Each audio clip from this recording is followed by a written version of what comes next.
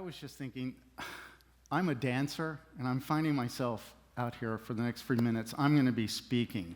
I was just talking to someone backstage, and we were talking about how do dancers remember all the steps that you have to do in a ballet. And to me, it was always like stepping through a portal on the stage, and there was the music. And the music was my friend, and it told me what to do. Help. Cue the music. Okay, I have no music. When you see a ballerina, several things come to mind. Her beauty, her grace, her poise, the ability to balance on the very tips of her toes. Voila. But something that not many people know about ballet is that it is actually designed to look easy. Even something that requires a lot of strength and coordination should appear effortless.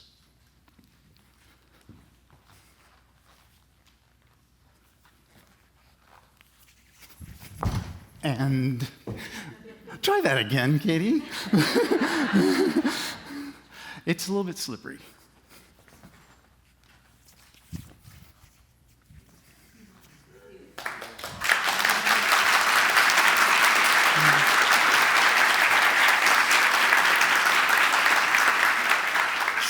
See, easy. Now I'm going to ask Katie to do one of the hardest things you can ask a ballet dancer to do. Just stand there and don't move. I'm kidding. The teacher, Richard Gladstone, said, "The word balance best sums up the basic principles of classical ballet." I would add that balance is so vitally important to dancers that we stop thinking about it. We try not to separate mind and body. Instead, balance becomes a feeling. Do you remember when you learned to ride a bicycle?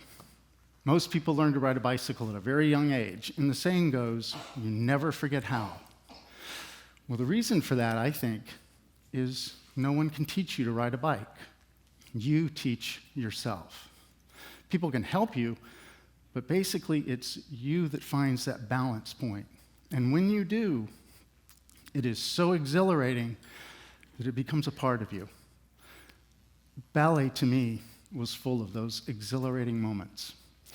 Now, I started teaching ballet about 30 years ago, and I thought, well, how hard can it be? I remember how I learned to dance. I'll just pass that on to my students. And in many respects, I was correct. Teaching steps, positions, even musicality, those were pretty straightforward. But the most difficult thing was trying to convey feelings with the movement. I'm not a poet, and so actually finding those words that describe feelings was much more difficult than I could have imagined. One phrase that I think works well is lines of kinetic suspension. Now, these are really invisible lines that run through the body of the dancer, but really only exist in their imagination. Katie is standing in what we call the basic stance. Her feet are in fifth position, her arms in a preparatory position. It looks like a state of repose, but actually she is already finding her center and channeling that energy through those lines. If she were to take her arms to second position, you can almost see the lift under her arm that would help her.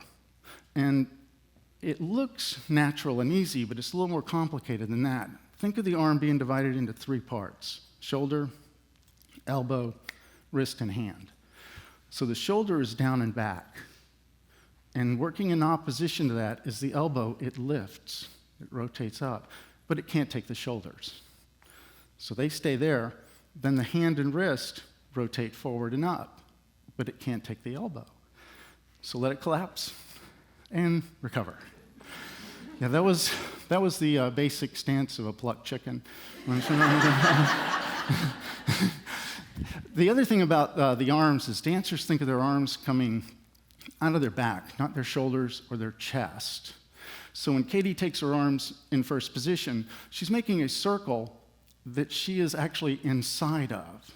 And when she takes her arms to second again, she's not going to open her arms like a toolbox, like a hinge. Instead, she takes that energy and expands along those lines. Now that circle includes everyone in the audience. Thank you. And even if she breaks that plane, her arms extend to infinity, but she still feels those lines.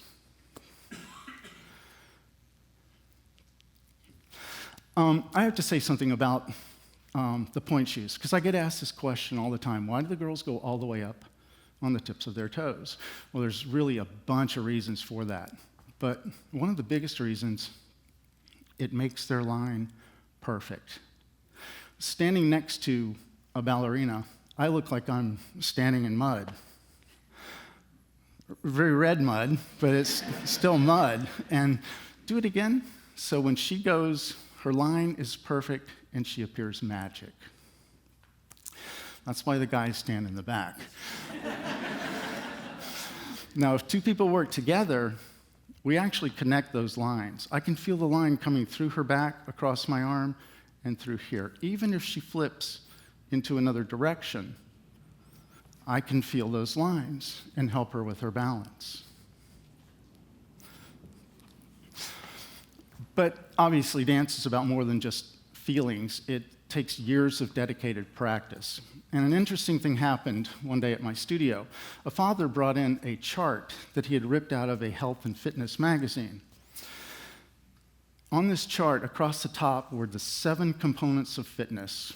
I'll see if I can name them. Agility, coordination, endurance, equilibrium, flexibility, strength, and speed.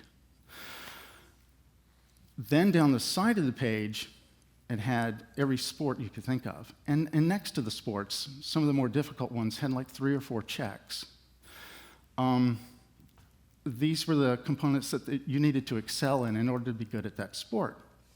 Well, at the bottom of the page, it said, luckily you do not have to excel in all 7 components. Otherwise, you would probably give up before you got started. Well, for some inexplicable reason, ballet was listed among the sports. It is the only thing that had a check next to all 7. But ballet isn't a sport. It's an art. The physical part is only halfway there. I'd say the other really important ingredient to make it more than just an athletic endeavor is imagination. So according to that chart, why would anybody do this?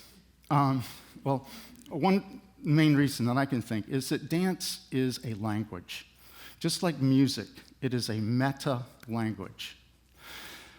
And it's a language in which the dancers feel compelled to express themselves. Balanchine called his dancers poets of gesture.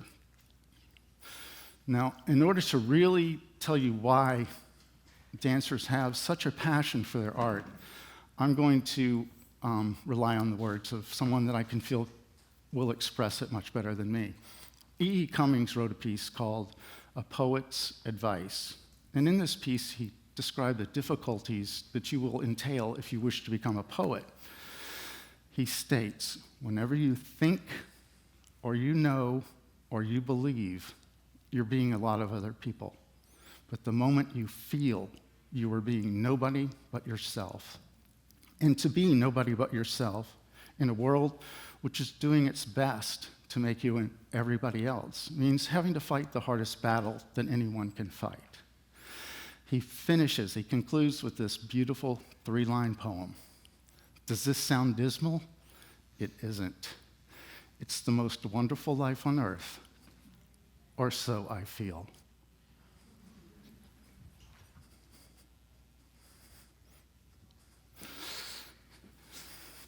Thank you.